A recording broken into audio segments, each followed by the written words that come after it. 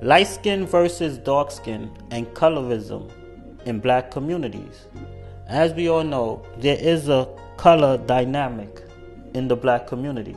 Some people believe because you're light skinned, you will get better treatment than someone who's dark skinned. Y'all want to hear something funny? So, in the black community, we have that really bad about colorism, light skin and dark skin. And all my life, I wanted to be, not all my life, but I was growing up, I wanted to be light skin. I thought it was prettier. People liked you better. Boys liked you more. So I just really wanted to be light skin. So young Janelle, about 19 years old, I get a job working at Foley's at a cosmetic counter. In walks this black girl, but she's very, very fair skinned, and she wanted to do a smoky eye.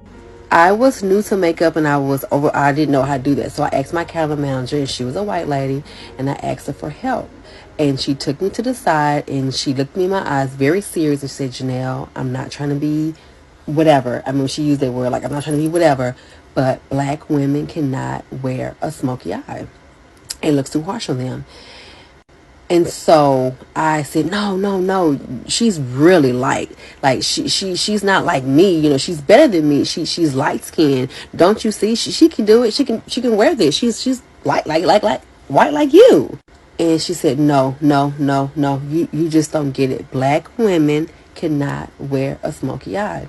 And at that moment, I thought, damn, she does not see light and dark skin.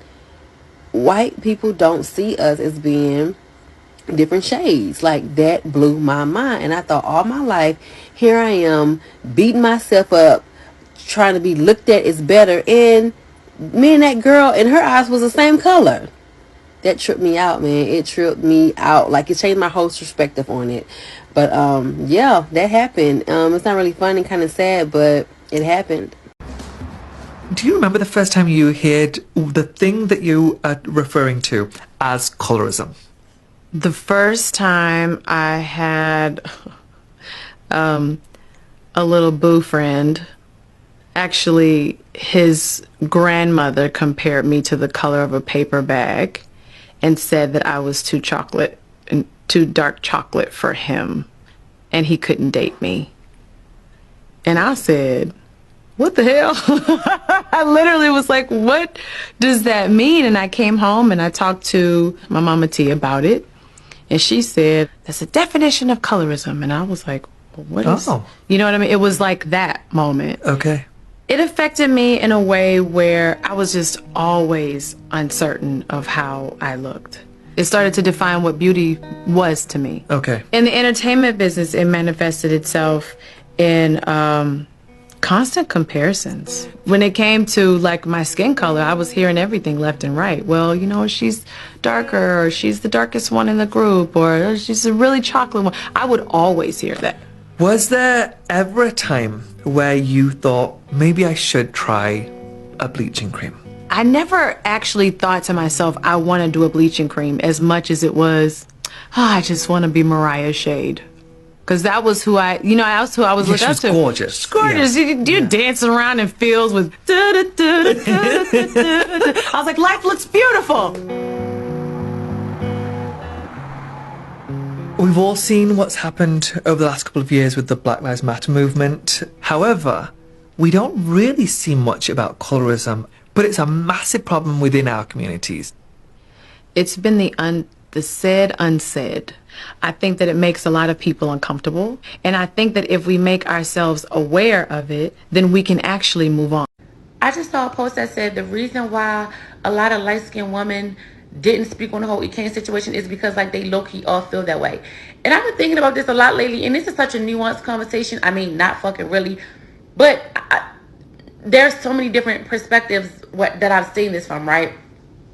So, like, one, I really do feel like light-skinned women, it's not that they don't believe that dark-skinned women shouldn't live a good life or shouldn't have a good life.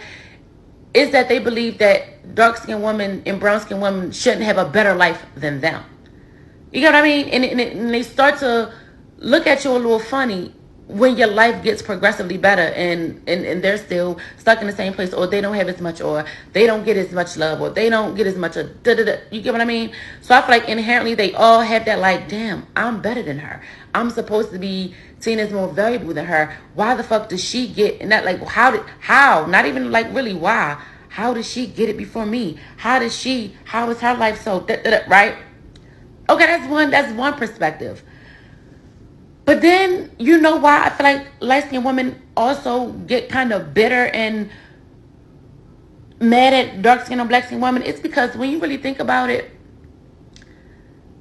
and this doesn't go for like all light-skinned women, but I also don't give a fuck if it did. Like, what y'all gonna do about it? Light-skinned women don't really get valued.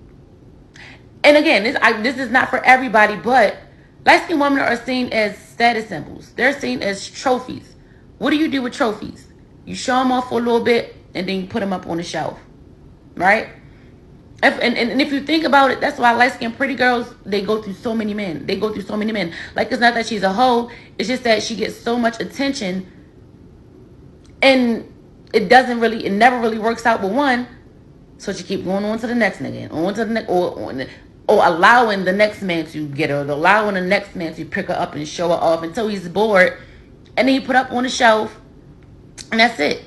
And it's like, meanwhile, dark-skinned women, it may be a longer journey, it may be a more difficult journey, but baby, when we find them ones, like, we find them ones that they want to take us off, show us the world, like, yeah, we still the trophy, but it's more than that. Like, I don't know what kind of trophy. We like the ring that they always wear. Like we really the ring. Like, we don't go up on no shelf. We get shown off. We everywhere with it. You get what I mean? Like, and again, this isn't across the board, but just like think about it. Like that pretty light skin to single mother pipeline is crazy.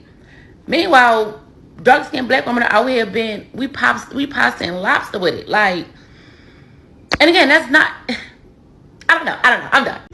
Coming up, she's going to speak about different types of light-skinned females, and this is a dark-skinned female. She's going to say something about how some light-skinned girls are insecure, but everyone knows that it's usually the dark-skinned ones who are insecure, because the light-skinned girls usually get most of the attention from the guys in black communities. Most of them want a light-skinned girl, so it seems more that it'll be the dark-skinned ones that are insecure.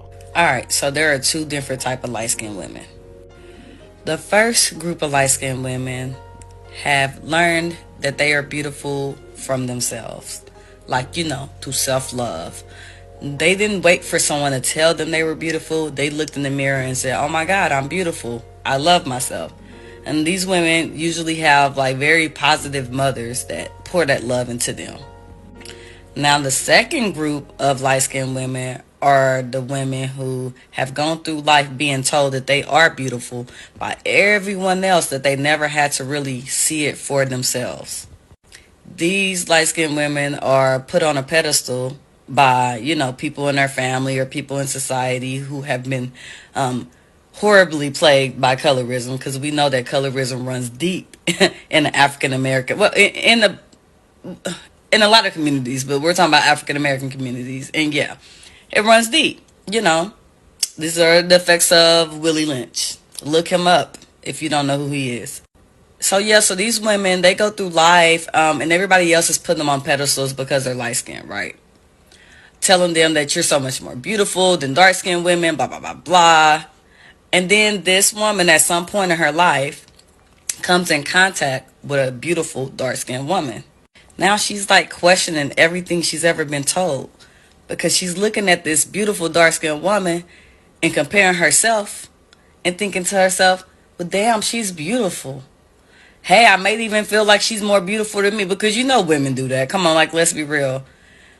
But everything I've been told is wrong, because how is it that this woman is so beautiful? And insecure women will compare. So they're comparing themselves to the dark-skinned woman that they find to be beautiful, and now it's like really triggering them. Now the insecurities are starting to set in. And it ain't just against dark-skinned women. It's against light-skinned women too, the younger ones. Because these type of women never really learn to feel beautiful on their own. They only feel beautiful because society and people have told them that.